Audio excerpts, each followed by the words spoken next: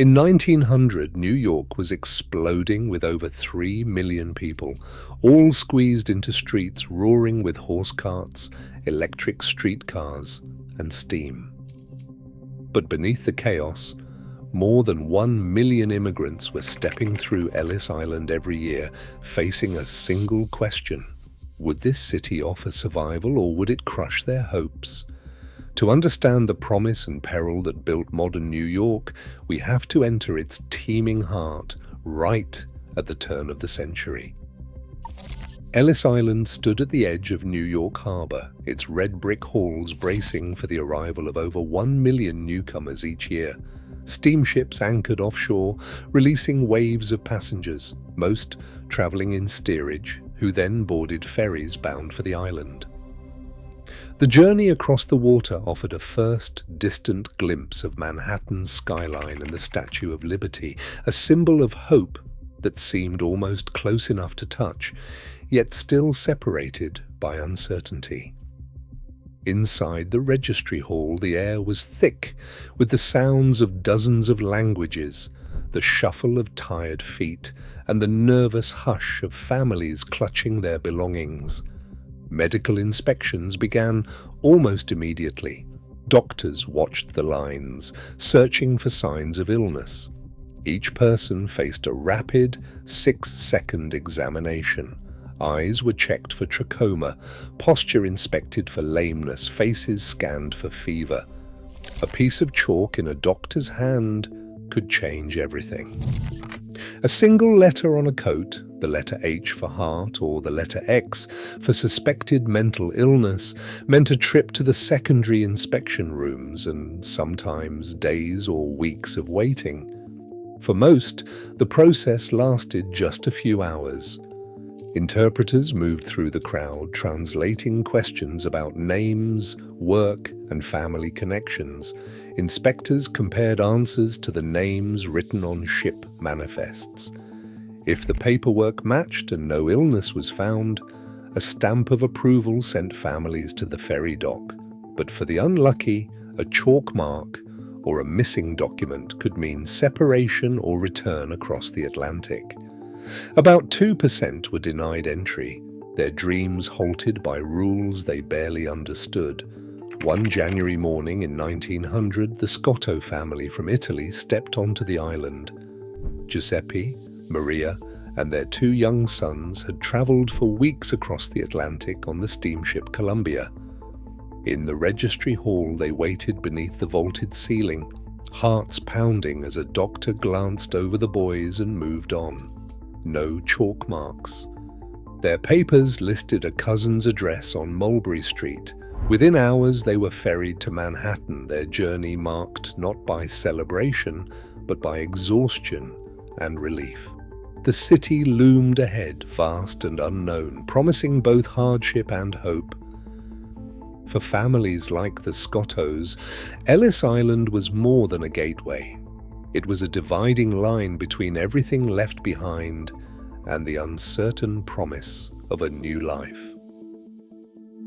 On the Lower East Side, tenement buildings crowded the skyline, each one packed with families carving out space wherever they could. Apartments rarely stretched beyond 10 by 10 feet, yet 4 families might share 3 rooms, every inch claimed for beds, trunks, or makeshift tables. Windows looked out onto narrow fire escape courts, barely wide enough for light to slip through. At night, the air thickened with the smell of stewing cabbage, damp laundry, and bodies pressed close together. Water came from a single tap in the hallway or a pump in the yard, and every trip meant squeezing past neighbors and strangers, the walls alive with Yiddish, Italian, and Polish voices. Rent hovered between $8 and $12 a month, a sum that could mean eviction if work dried up. Health inspectors logged outbreaks of typhoid traced to filthy water barrels and overflowing privies. Rats and cockroaches scurried along the baseboards. In the heat of summer, a single suite might see 150 people pass through in a week. each one waiting for a turn at the wash basin or a ride on the dumbwaiter. Outside, the streets were a marketplace and a lifeline.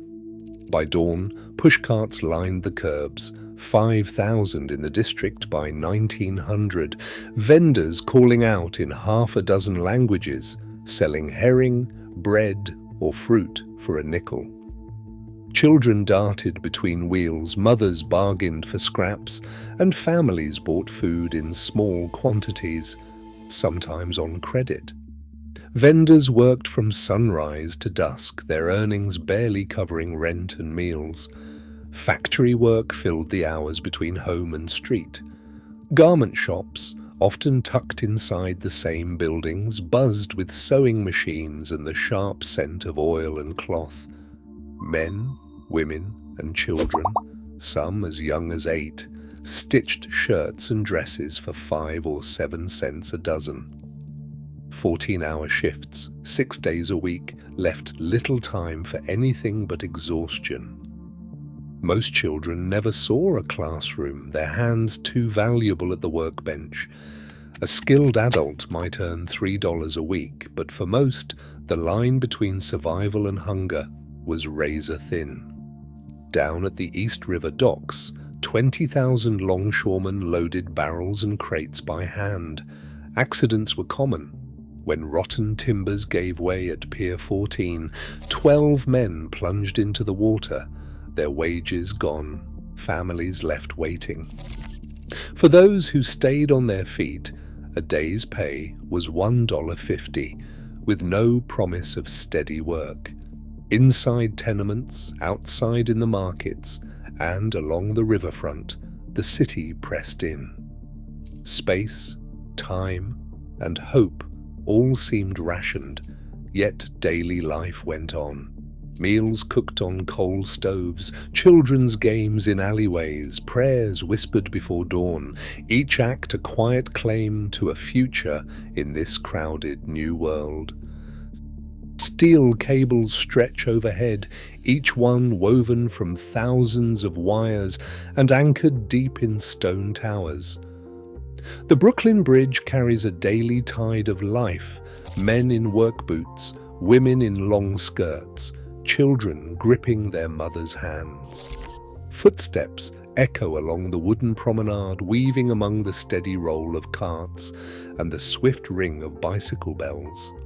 At the height of the morning, the walkway fills with a crush of commuters, some hurrying to factory jobs in Manhattan, others returning home to Brooklyn after a night shift. On busy days, tens of thousands cross the city's 2 great boroughs, bound together by a single span. The bridge itself is a marvel.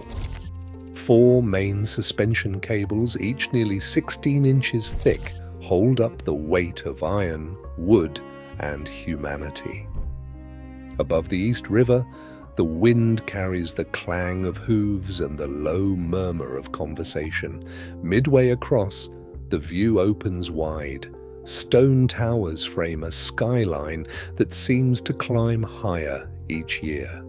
For every crosser, the bridge is both passage and promise, a path from crowded streets to new possibilities.